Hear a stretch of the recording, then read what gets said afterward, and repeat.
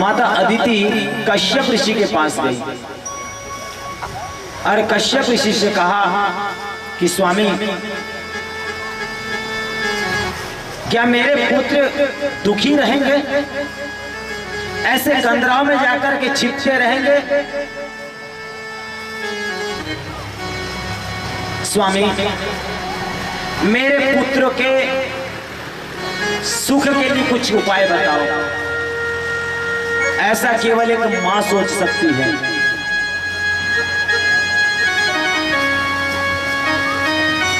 अपने पति से कहा, स्वामी कुछ उपाय नहीं है कि अपने पुत्रों का सुख ऐश्वर्य पुनः वापस आ जाए?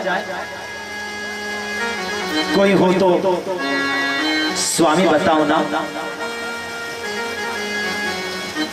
कश्यप ऋषि ने कहा, देखो देवी, कर्म की गति न्यारी होती है,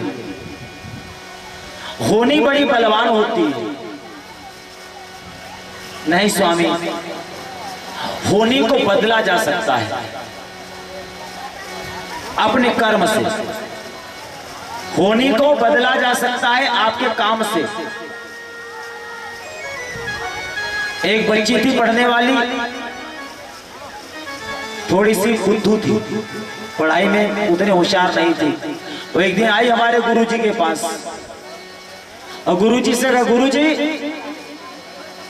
मैं 10वीं पास हो जाऊंगी कि नहीं? गुरुजी ने कहा, तू 10वीं पास हो ही नहीं सकती, तेरे को पूरे अंक 0 आना है, सुन आना है, कुछ नहीं आना है। वो लड़की ने सुनी। हम पहले तो गुरुजी के पास देखते रहे, गुरुजी ये क्या कह दिया, कम से कम उसको अच्छा तो बोलते, कम से कम आई थी, गुरुजी पास होंगी कि नहीं बोल देना था ना, हो जाएगी।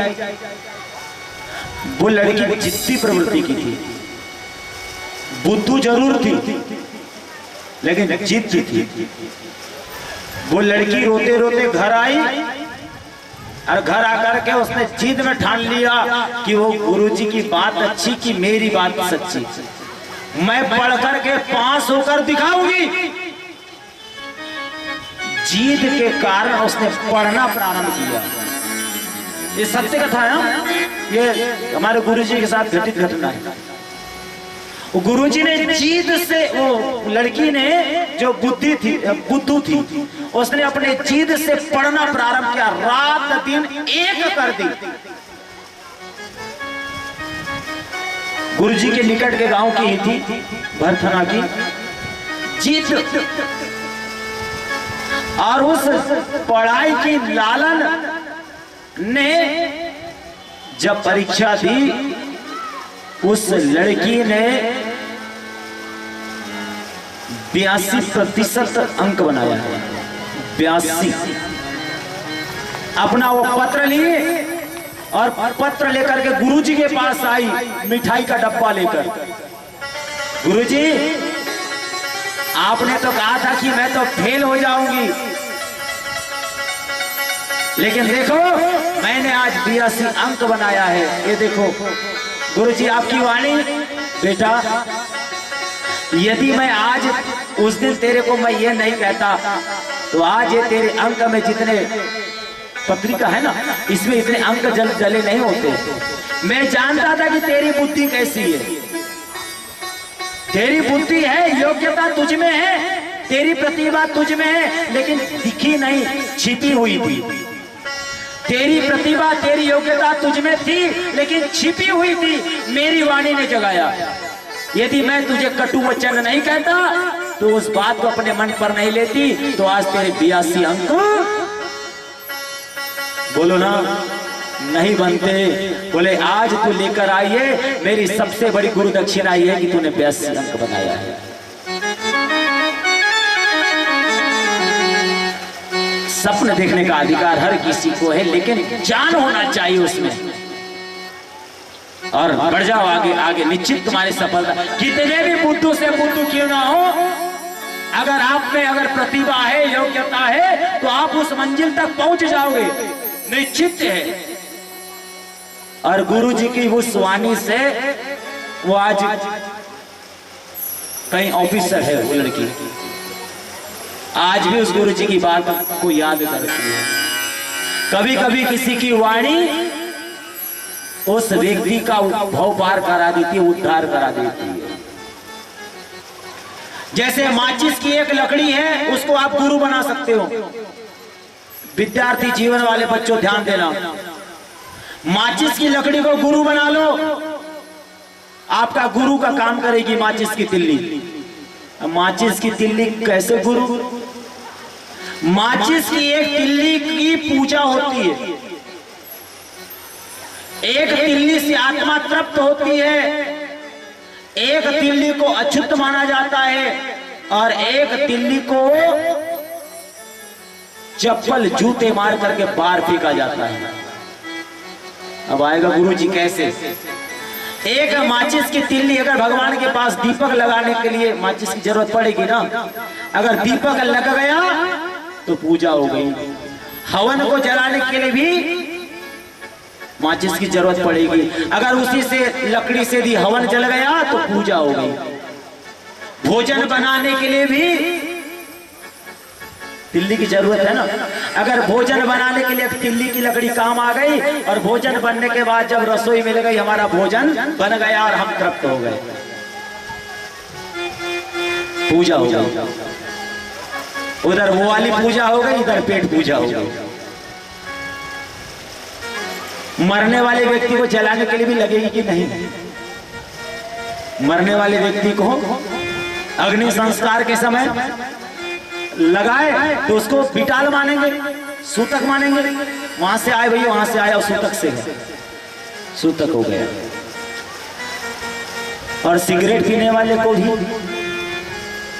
बीड़ी पीने वाले को भी माचिस की जरूरत पड़ेगी कि नहीं? जब सिगरेट पी होगा, जब पिलाएगा, जब पी लेगा, जब थोड़ी सी बच जाएगी, अब सोचेगा कि मेरा हाथ जलने वाला है, हो गया ना, दो चार दम लगा करके उसको फेंक देगा। और फेंकने के बाद क्या करेगा?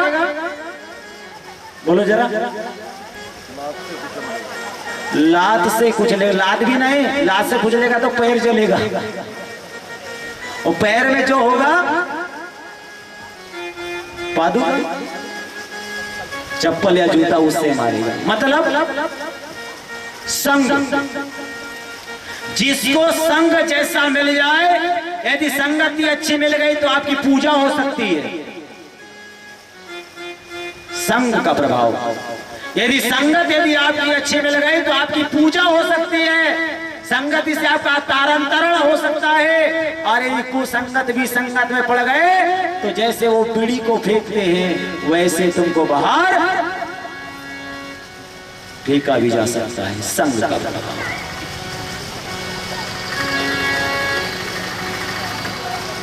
कश्यप ऋषि ने कहा, देवी एक उपाय है, यदि तुम 12 दिन का यदि व्रत करो, इस व्रत का नाम है पयो व्रत, और यह व्रत फाल्गुन महीने की प्रतिपदा से प्रारंभ होता है, त्रयोदशी तक रहता है। इस व्रत को करने से श्रेष्ठ संतति का प्रादुर्भाव होता है। बोले इसमें करना क्या है? बोले सवेरे जल्दी उठना है और इसमें यज्ञ भगवान की आराधना करना है, यज्ञेश भगवान की पूजा करना है। यज्ञेशम यज्ञ पुरुषाच्युतम तीर्थपाद तीर्थ श्रवण मंगल नामधेय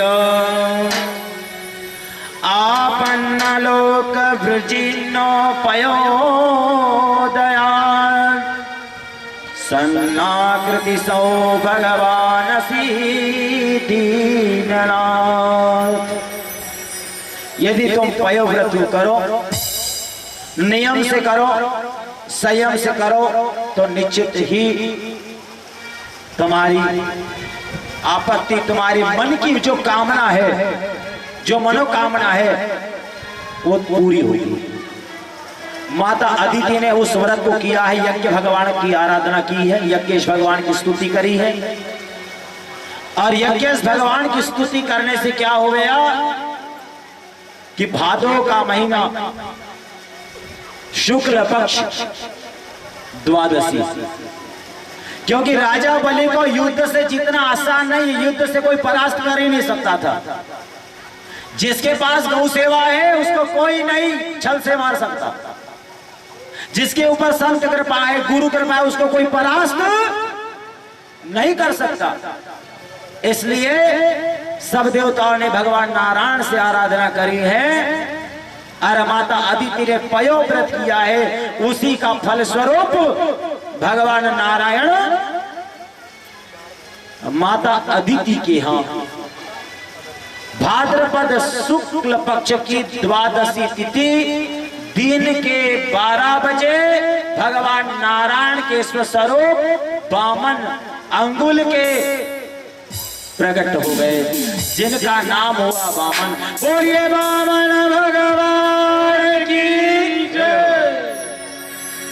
वामन भगवान, यारे वामन भगवान, जय हो वामन भगवान की। बोली वामन भगवान की जय हो। अद्भुत दृश्य वामन, एक बार जोरदार वामन भगवान की। बोलिए वामन भगवान की जय हो। सुंदर झांकी, कोटि धन्यवाद। वामन भगवान का प्रागट्य हुआ है। अब राजा बलि के यहाँ जाना है। आए राधा रमण बलि के काली सेवा जीवन के पावन सहारे आज बारे हाय, आज वामन खड़े तेरे द्वारे, हाय आज वामन खड़े तेरे द्वारे, आज वामन खड़े तेरे द्वारे, आज वामन खड़े तेरे द्वारे, आज वामन खड़े तेरे द्वारे, आज वामन खड़े तेरे द्वारे, आज वामन खड़े तेरे द्वारे, आज वामन खड़े तेरे द्वारे, आज वामन खड़े तेरे द्वारे, आज वामन खड़े तेरे द्वारे, आज वामन खड़े तेरे द्वारे, हाय आज वामन खड़े तेरे द्वारे। काली सेवा देते हुए बड़े जोर से बोले वामन भगवान की।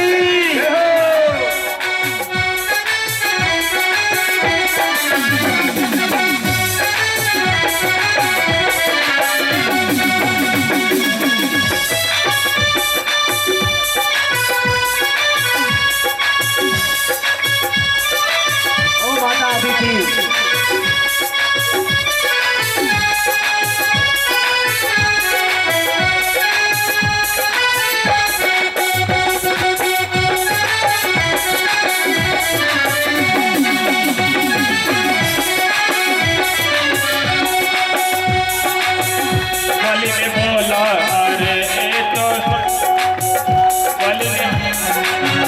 बलि ने स्वागत किया चरणामृत दिया, बलि ने स्वागत किया चरणामृत दिया, बलि ने स्वागत किया चरणामृत दिया, बलि ने चरणामृत दिया, धन्यमय हो गया यज्ञ पावन। आज वामन खड़े तेरे द्वारे, आज वामन खड़े तेरे द्वारे, द्वारे द्वारे, आज वामन खड़े तेरे द्वारे, हरे आज वामन खड़े तेरे द्वारे, आज वामन खड़े तेरे द्वारे, आज वामन खड़े तेरे द्वारे।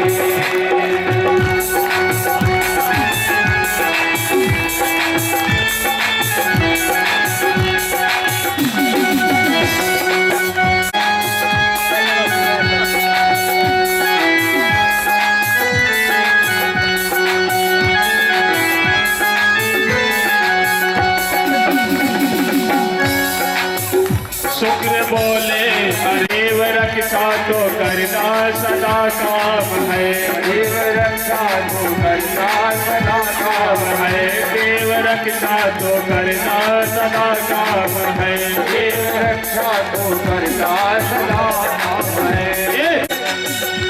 बोले वामन भगवान की जय हो।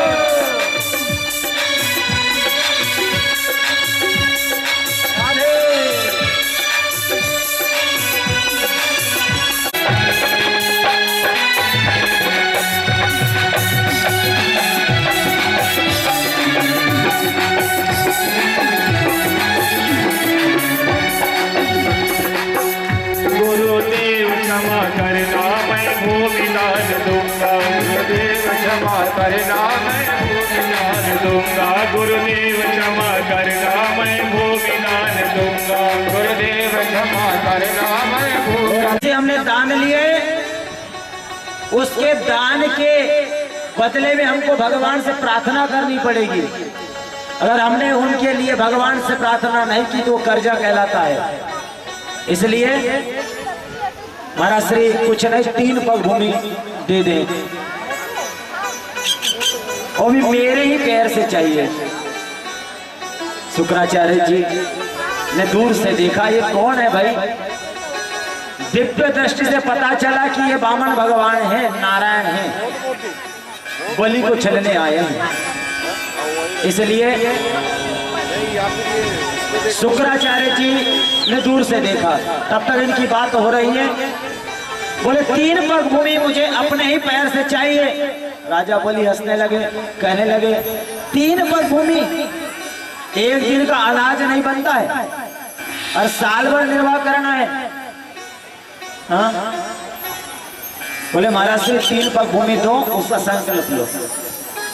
राजा बलि ने संकल्प लिया, विष्णु विष्णु नौ परमात्मा ने त्रिपदानी 3 पग भूमि का संकल्प लिया, हाथ में देने का वचन दे दिया।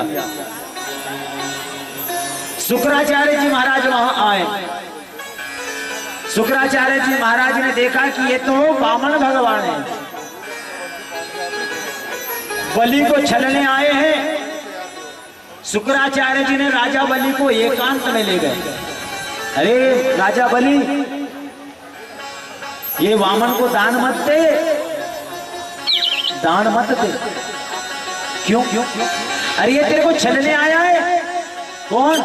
बोले नारायण है। बस साष्टांग प्रणाम किए शुक्राचार्य जी ने, साष्टांग प्रणाम शुक्राचार्य जी को राजा बलि ने किए हैं।